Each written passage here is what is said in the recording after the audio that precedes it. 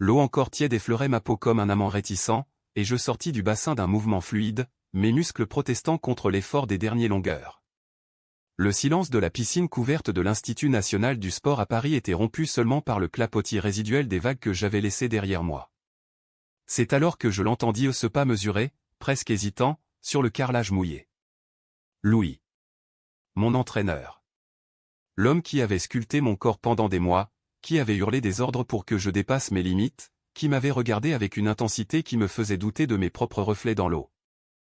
Basile, murmura-t-il, sa voix rauque comme le vent d'automne sur la Seine. Ses mains se posèrent sur mes épaules nues, fermes, possessives, et avant que je puisse me retourner, il me fit pivoter vers lui. Ses yeux verts striés de fatigue et de secret, plongèrent dans les miens. Je ne peux plus. Et ses lèvres s'écrasèrent sur les miennes, un baiser vorace, salé par l'eau chlorée, qui emporta le monde en un instant. Le choc fut électrique, mon cœur cognait comme un starter gun, et je me sentis tomber, non pas dans l'eau, mais dans un abîme que je n'avais pas vu venir. Je le repoussai doucement, le souffle court, mes doigts encore agrippés à ses avant-bras tatoués.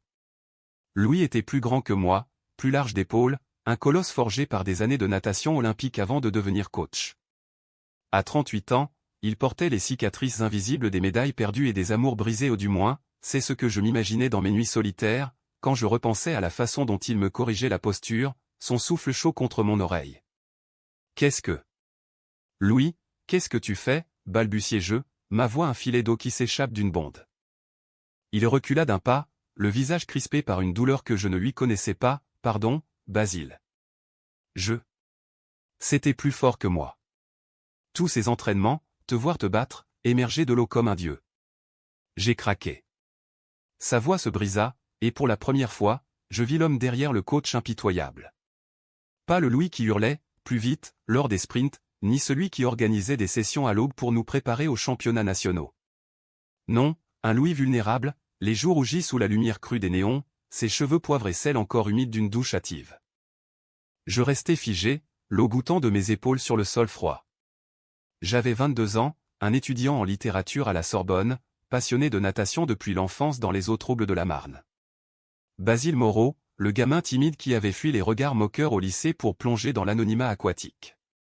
Et maintenant, cet homme mon mentor, mon obsession secrète venait de franchir une ligne que je n'avais osé rêver qu'en silence. Tu ressens ça aussi, demandai-je, ma voix tremblante. Il hocha la tête, un sourire amer aux lèvres. Depuis le premier jour, quand tu as nagé ta première série sans broncher. Tu es tout. Nous nous assîmes sur le banc des vestiaires, enveloppés dans des serviettes qui sentaient le chlore et le linge frais. La piscine était déserte, les autres nageurs étaient partis depuis longtemps, laissant derrière eux des échos de rires et de plaintes. Paris, dehors, bruissait de son éternel chaos au klaxon lointain, murmure de la pluie fine sur les toits, mais ici, dans ce cocon humide, le temps s'était suspendu. Louis me raconta des bribes de sa vie, né à Lyon, médaillé d'argent aux JO de Sydney en 2000, puis une carrière écourtée par une blessure au genou. Il avait atterri à Paris, coach à l'Institut, veuf d'un amour passé à un homme, avoua-t-il dans un souffle, emporté par un accident de moto il y a 5 ans. J'ai juré de ne plus m'attacher. Et toi? Tu as tout chamboulé. Je l'écoutais, hypnotisé par la courbe de sa mâchoire, par la façon dont ses doigts qui m'avaient guidé dans l'eau effleuraient nerveusement son genou. À mon tour, je confiais mes doutes, la famille conservatrice en banlieue, les nuits à me cacher dans des apps de rencontres anonymes, la peur d'être vu, vraiment vu. La natation, c'est ma liberté, dis-je. Et toi, tu es mon phare. Nos regards se croisèrent à nouveau, et cette fois, ce fut moi qui comblai l'espace entre nous. Le baiser fut plus doux, exploratoire, comme une brasse coulée dans un lac calme. Ses lèvres gardaient le goût du sel et du regret, et je sentis son corps se détendre contre le mien, une reddition muette. Les jours suivants furent un tourbillon.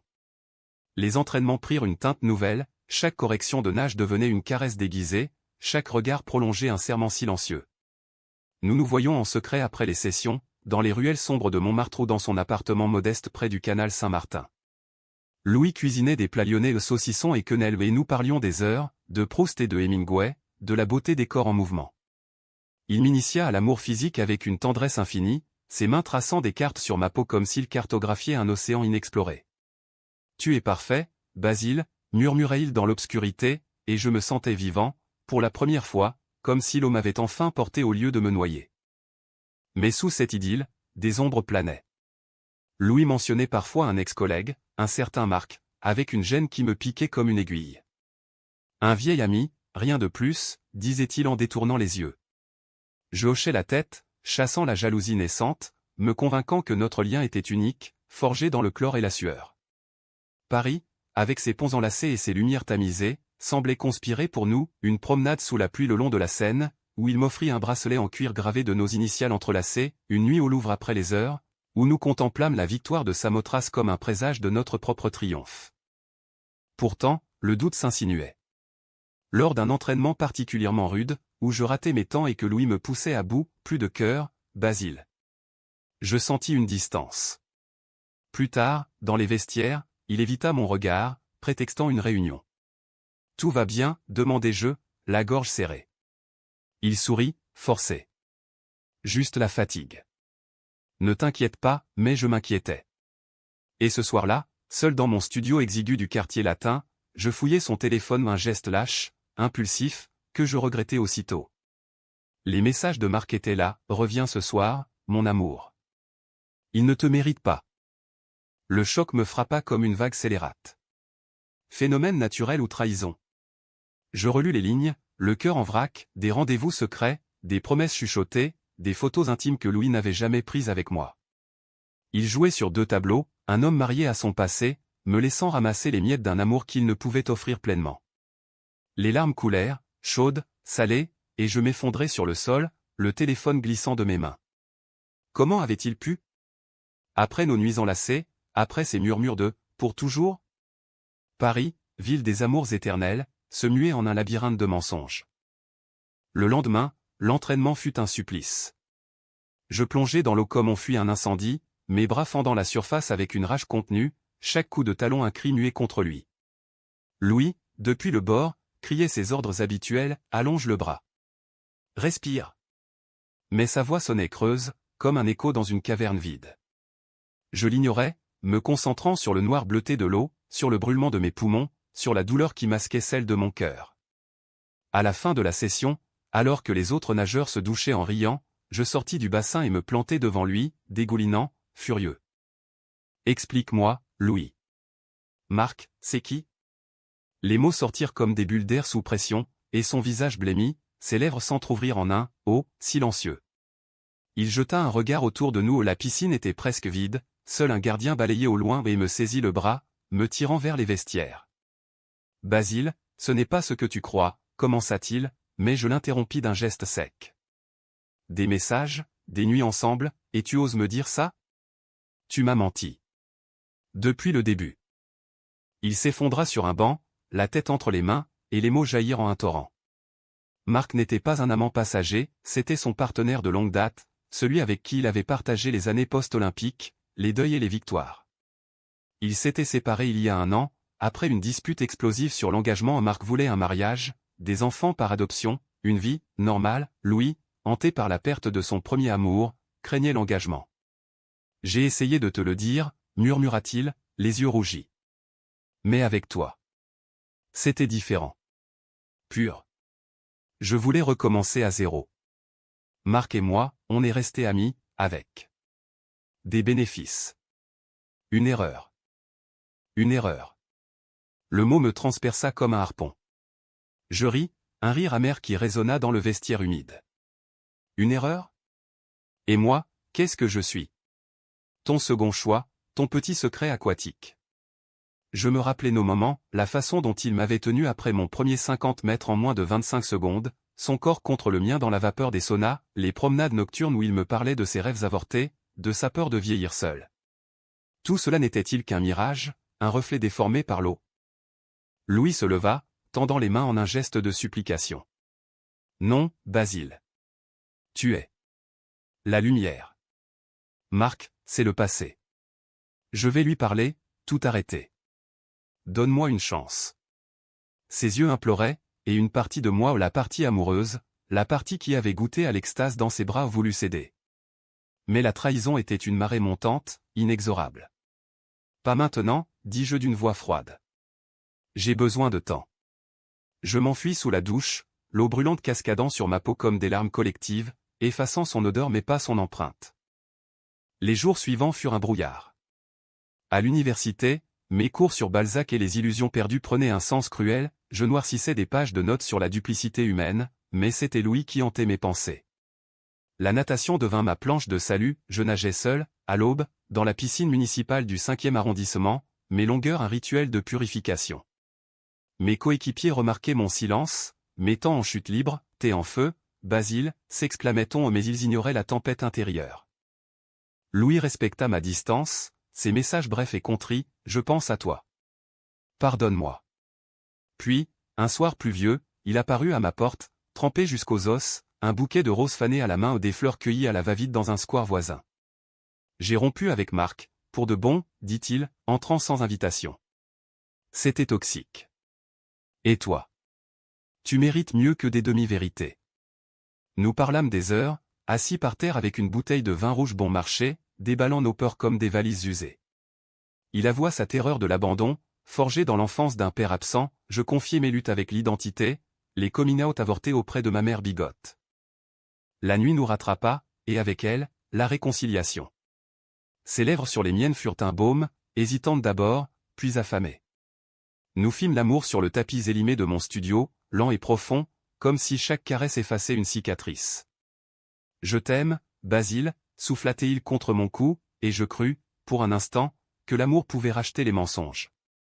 Paris, dehors, chantait sous la pluie, un requiem pour nos erreurs passées. Mais le répit fut bref. 2 semaines plus tard, lors des sélections régionales à la piscine Molitor, cet écrin art déco niché dans le 16e, où l'élite parisienne venait nager entre 2 cocktails, le drame éclata. Je nageais mon relais, porté par l'adrénaline et le regard de Louis depuis le banc des coachs. Victoire, nous qualifiés pour les nationaux. L'euphorie nous submergea, dans les vestiaires, il me serra contre lui, un baiser volé derrière une porte close. Mais Marc était là. Je le vis surgir comme un fantôme, les yeux fous, le poing serré.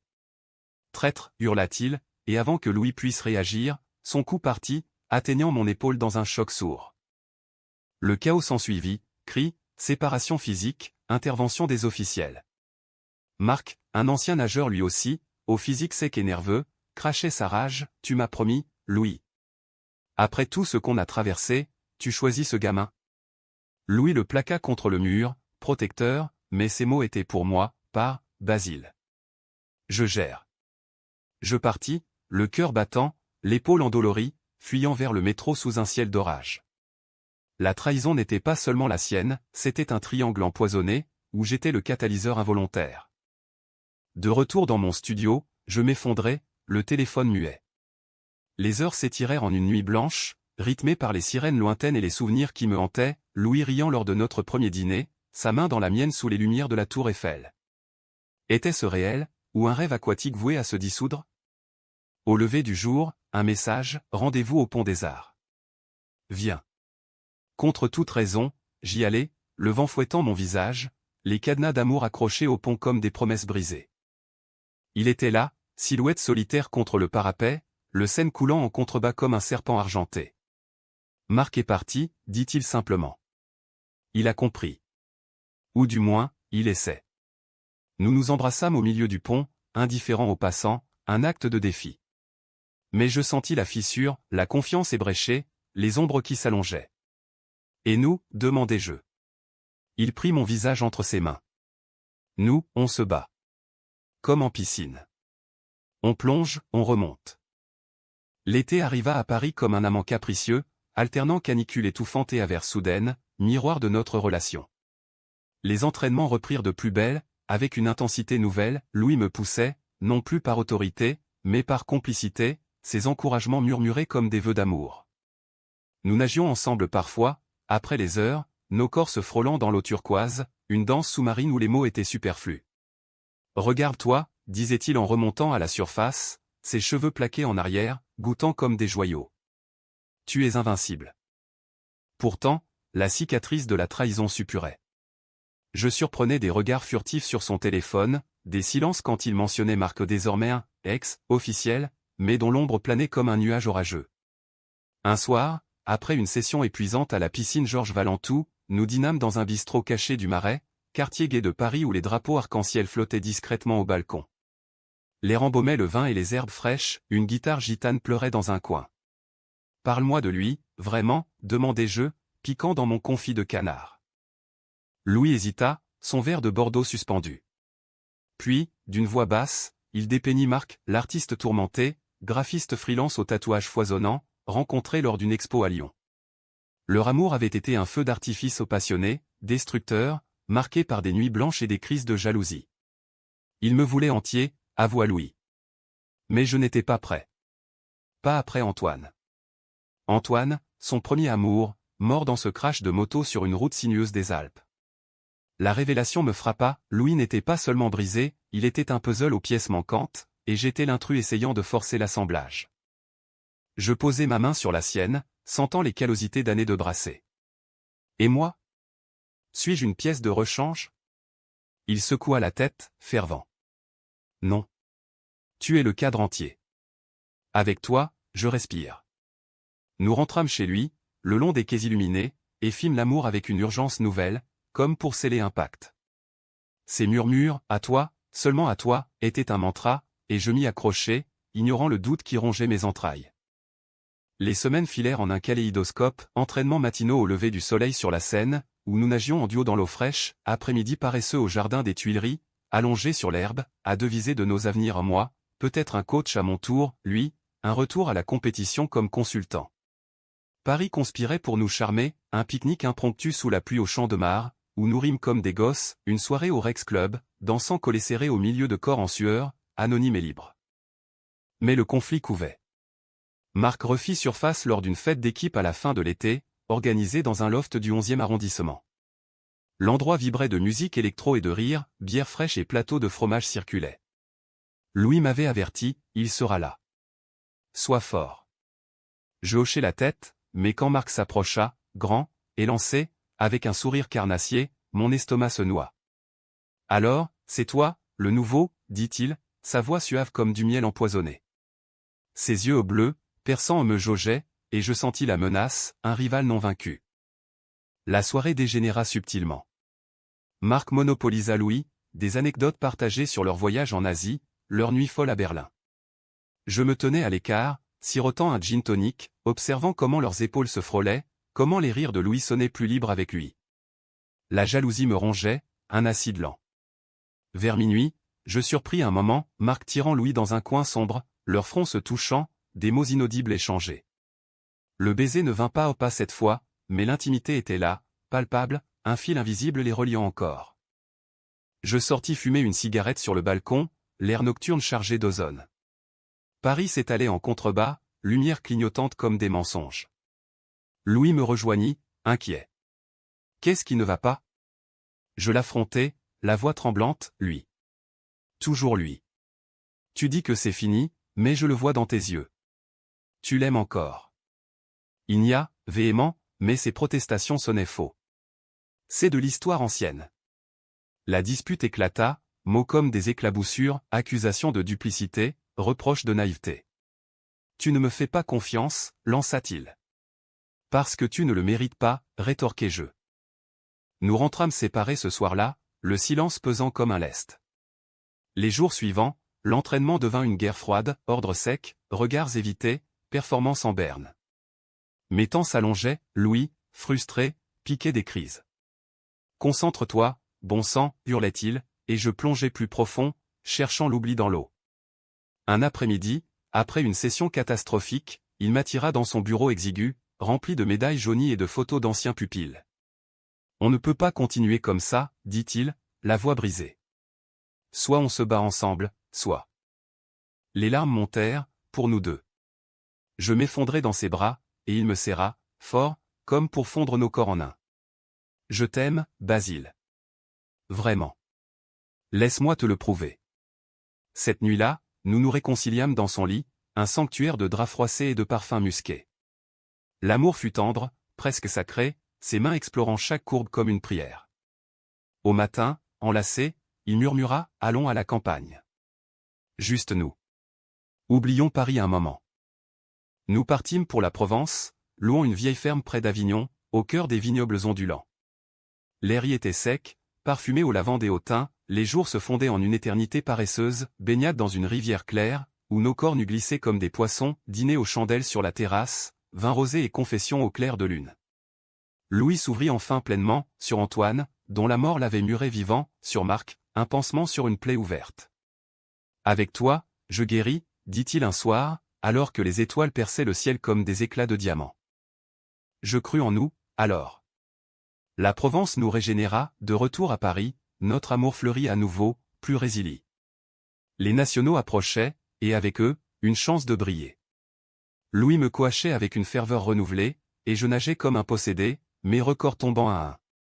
La presse locale Le Parisien titrait sur « Le prodige de la Sorbonne », et Louis, en privé, rayonnait de fierté. « Mon champion », murmurait-il, et je me sentais invincible. Mais le destin, ce farceur cruel, avait d'autres plans. Une semaine avant les championnats, un appel anonyme, « Marc, bien sûr. Demande à ton chéri ce qu'il cache », susurra-t-il au téléphone, avant de raccrocher. Intrigué, blessé, je fouillai l'appartement de Louis pendant qu'il était à l'institut. Dans un tiroir verrouillé, je trouvai les lettres, des mots enflammés de Marc, mais aussi des tests médicaux. Louis était séropositif. Diagnostic récent, post-Antoine, et il ne m'en avait pas parlé. La trahison ultime, un secret qui pouvait tout détruire. Le papier tremblait dans mes mains, les lignes noires dansant comme des ombres menaçantes. HIV positif, détecté il y a 6 mois. Charge virale indétectable sous traitement. Les mots étaient froids, cliniques, signés d'un médecin de l'hôpital Cochin. Pas de lettre explicative, juste ce dossier médical glissé entre des factures et une vieille médaille. Louis rentra ce soir-là, les bras chargés de courses aux baguettes croustillantes, fromages odorants, un rituel domestique qui rendit la confrontation surréaliste. « Qu'est-ce que... » Basile, balbutia-t-il en voyant mon visage, le dossier étalé sur la table comme une sentence. Je ne criais pas. Pas au début. Les larmes coulèrent d'abord, silencieuses, puis les questions jaillirent, pourquoi ? Pourquoi me cacher ça ? Après tout ? Il s'assit, défait, et raconta le diagnostic après une prise de sang de routine, la peur paralysante, le choix de se taire pour ne pas charger notre relation naissante. Je prenais mes médocs, tout allait bien.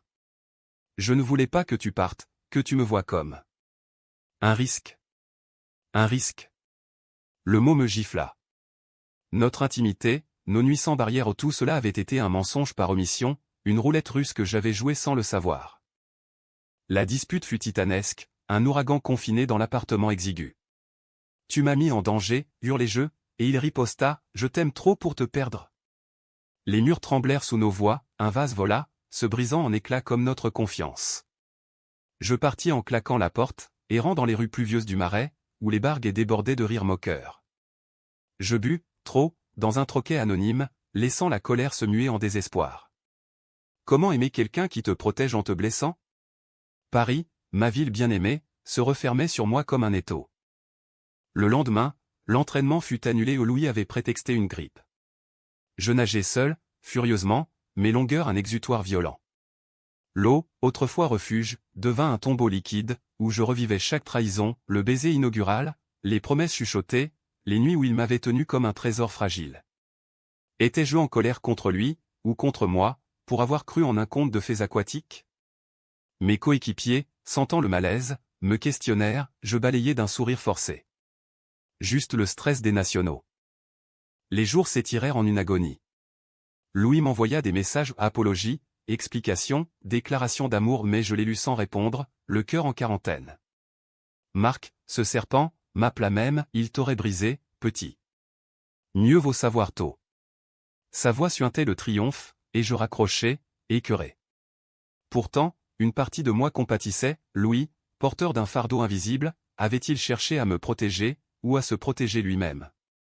La nuit, seul, je pleurais, imaginant un futur sans lui, un futur sec, sans éclat. Le point de rupture vint 2 jours avant les championnats. Une lettre glissait sous ma porte, son écriture, élégante et tremblante. Basile, je pars. Pour Lyon, le temps de me recentrer. Je ne mérite pas ton pardon, mais sache que tu m'as sauvé, même brièvement. Nage pour nous. Le vide me frappa comme une apnée prolongée. Je courus à l'institut, la piscine déserte à 7 heures tardives, les néons bourdonnant comme des insectes affolés. Il était là, assis au bord du bassin, les pieds dans l'eau, silhouette voûtée. « Ne pars pas, dis-je, la voix brisée. » Il se tourna, les yeux gonflés. « Tu mérites la vérité, pas des demi-mesures. » Nous parlâmes non plus en cris, mais en murmures, l'eau lapant nos pieds comme une confidence. Il expliqua le traitement, l'indétectabilité, les précautions qu'il avait prises sans oser en parler. « J'avais peur que tu me voies comme un monstre. » Je secouai la tête, prenant sa main. « Tu es un homme, Louis. »« Mon homme. » Mais la confiance. Elle s'est fissurée. Cette nuit-là, nous ne fîmes pas l'amour. Nous nageâmes. Nus, dans l'eau sombre, nos corps se croisant en une chorégraphie muette. Chaque plongée était une plongée dans nos âmes, chaque remontée, une respiration partagée. À l'aube, enlacés sur le carrelage froid, nous décidâmes, thérapie de couple, test pour moi, négatif, grâce au ciel, et une promesse de transparence. On recommence, à nu, dit-il. Je hochai la tête, fragile espoir au creux de la poitrine. Les championnats nationaux arrivèrent comme une tempête bienvenue.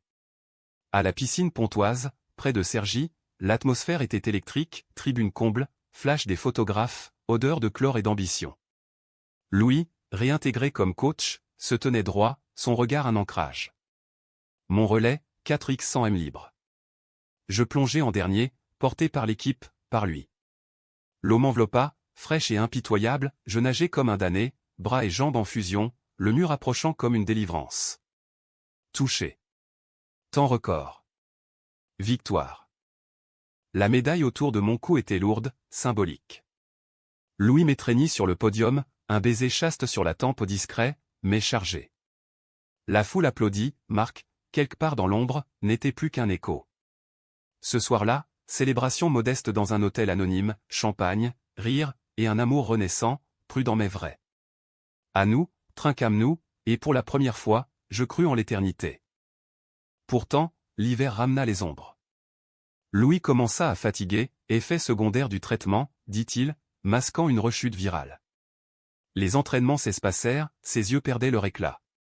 Je le vis dépérir, ce colosse, et la peur s'installa, sournoise. Ça va aller, assurait-il, mais ses mains tremblaient. Je l'accompagnai aux consultations, tenant sa main dans les couloirs aseptisés, apprenant le jargon médical comme une langue étrangère. L'amour devint soin, pilules avalées ensemble, nuit veillée, promesses renouvelées dans la pénombre.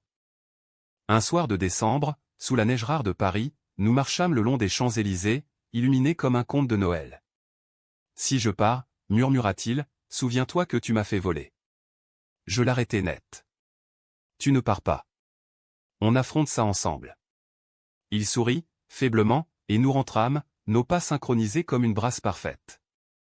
Le printemps 2026 éclosit tard, comme réticent à affronter le drame qui nous guettait. Louis s'affaiblissait, les médecins parlaient d'une opportunité thérapeutique, un essai clinique à Lyon. 3 mois, peut-être plus, expliqua-t-il, sa voix un fil ténu. Je refusai de le laisser partir seul. J'obtins un congé de la Sorbonne, vendis mes livres rares pour financer le voyage, et nous partîmes, train pour Lyon, puis route sinueuse vers la clinique nichée dans les collines du Beaujolais. La ville de Louis natal nous accueillit avec une douceur inattendue au marché aux halles embaumant le pain frais, saône paresseuse reflétant les quais Renaissance.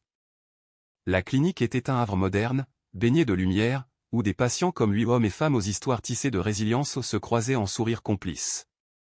Louis entama le protocole, infusion quotidienne, monitoring constant, mais surtout, une thérapie de groupe où il déballa son âme. Je l'accompagnais, anonyme au début, puis impliqué. Comment aimes-tu quelqu'un avec ce poids, demandai-je lors d'une session. Une femme âgée, veuve séropositive, répondit, en choisissant, chaque jour, la vérité sur la peur. Ces mois furent un purgatoire doux amer. Matin à la clinique, après-midi à explorer Lyon, monté aux traboules secrètes du vieux Lyon, où Louis me racontait ses enfances turbulentes, dîner dans des bouchons traditionnels, saucissons briochés et Beaujolais nouveaux, où nourrir défiait la maladie. L'amour physique s'adapta aux tendresses plus que passion, caresse qui disait « Je suis là », mieux que des mots. Pourtant, des nuits, la peur nous assaillait, et si ça ne marche pas, chuchotait-il, et je le serrais, ancrage dans la tempête. Marc réapparut, une fois, par lettres, excuse larmoyante, regret pour le mal causé. Louis la brûla dans le jardin de la clinique, un rituel cathartique. Fini, les fantômes, dit-il, et je crus en sa renaissance. Mes propres démons s'apaisèrent, je nageais dans la piscine locale, un bassin modeste aux azuléjos fanés, et envoyais des vidéos à mon équipe, maintenant des liens virtuels. La natation n'était plus évasion, mais célébration à un corps vivant, un amour vivant. L'été vint, et avec lui, les résultats, la charge virale en baisse, l'essai prometteur. Louis reprit des couleurs, ses muscles se raffermissant sous des exercices légers. On rentre à Paris, annonça-t-il un matin ensoleillé, et nous pleurâmes de joie, enlacés sur un banc face à la Saône. Le retour fut triomphal, appartement repris, entraînement repris, Sorbonne reconquise. Louis, stabilisé, reprit son rôle de coach, plus sage, plus ouvert. Nous parlâmes publiquement, un soir lors d'un dîner avec l'équipe, l'amour, s'est plongé ensemble, même dans les eaux troubles. La vie se teinta de normalité précieuse. Automne, balade dans le bois de Boulogne, feuilles rousses craquant sous nos pas, hiver, Noël au chaud, avec une mère à moi réconciliée, qui serra Louis comme un fils. Hiver 2026, les JO de Paris approchaient, le mirage lointain, mais inspirant. Louis me prépara pour les qualifications, son œil expert décryptant mes faiblesses. Tu iras loin, Basile. Et je serai là, à chaque virage. Un soir de mai, sous un ciel étoilé, nous revînmes à la piscine de l'Institut, là où tout avait commencé. L'eau scintillait sous les néons, calme comme un miroir. Nous nagions, côte à côte, puis nous embrassâmes au bord, l'eau goûtant de nos corps comme des larmes de bonheur. Merci, murmura-t-il. Pour avoir vu au-delà. Je souris, le cœur plein. C'est nous, Louis. Ensemble. La vie n'était pas un conte sans épines, rechute possible, doute persistant, un monde encore hostile aux amours comme le nôtre. Mais nous avions appris, l'amour n'est pas une ligne droite, mais une vague imprévisible, puissante, renouvelable. Paris, ville des lumières et des ombres, nous berçait, la natation, notre métaphore éternelle. Et dans chaque plongée, je sentais sa présence, un entraîneur, un amant, un survivant. Mon phare, dans l'océan infini. Des années plus tard, médaillé d'or aux JO, je le cherchais dans la foule, et il était là, fier, les yeux humides. Mon champion, dit-il en m'étreignant. Et dans ce moment, au milieu des flashs et des acclamations, je sus, nous avions gagné. Pas contre la maladie, pas contre les trahisons, mais contre la peur. L'amour, vrai, humain, nous avait portés.